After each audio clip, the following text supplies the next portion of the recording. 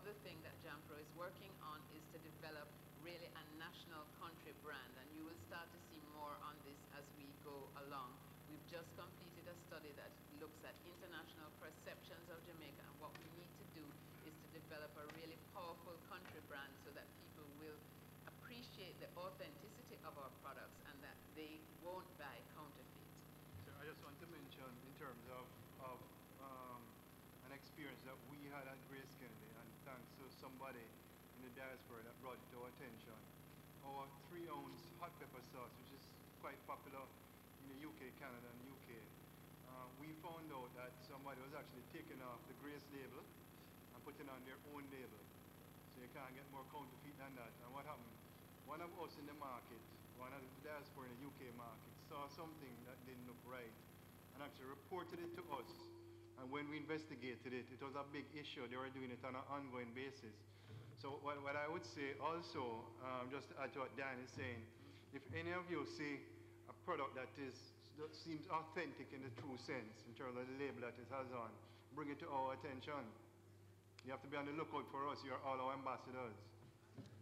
Absolutely, Chairman. I had the same experience when I was working at J. Ray & Nephew in the UK, because people would bring to us bottles that were counterfeit white rum, because obviously the white rum Ray & Nephew Overproof is very popular in the UK. So people would counterfeit it, and we had to change the guala fitting in the neck to stop the counterfeiting.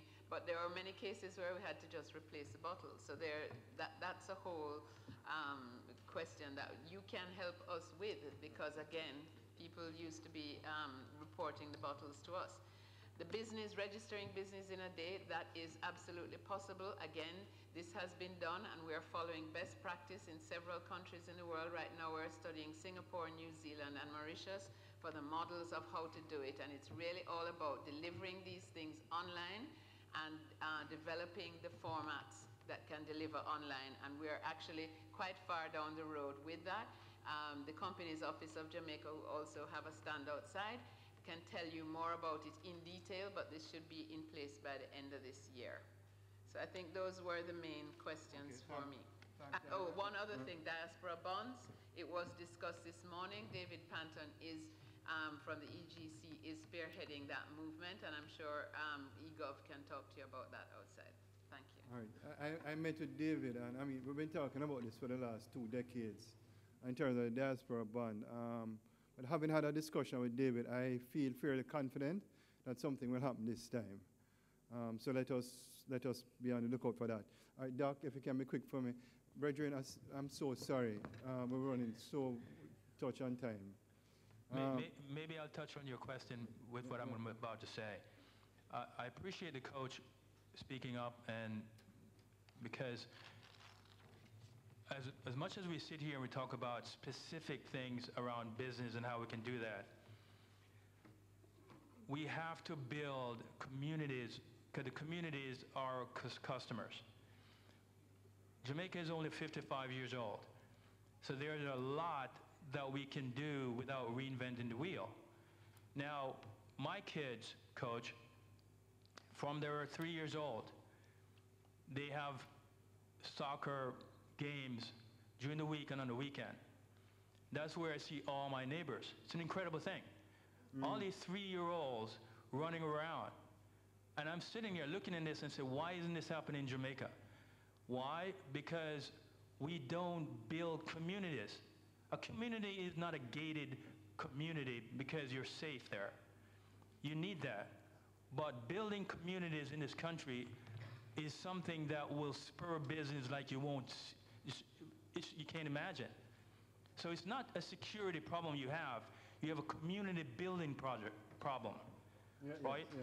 So that, for example, if you had more communities, you'd have more coaches, because all the coaches for my kids are parents. All right, thanks, Doc. I'm getting the wrap-up. So now I know what it feels like to be a movie producer or a TV producer. I'll be very quick, Chairman.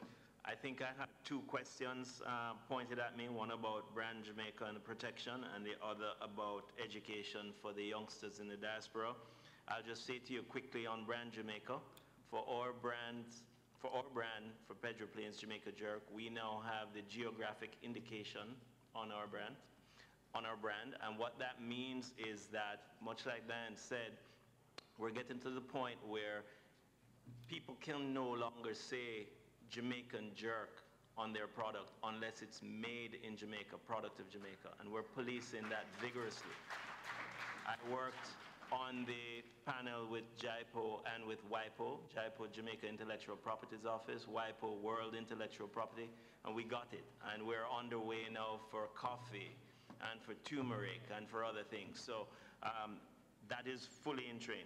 The other thing is, as it relates to education for youngsters, I don't want to make this seem very simple, but one of the things I would tell you to consider is that if you have these youngsters who are getting in trouble in the US, we have some very good boarding schools here in Jamaica that would straighten them out in a heartbeat.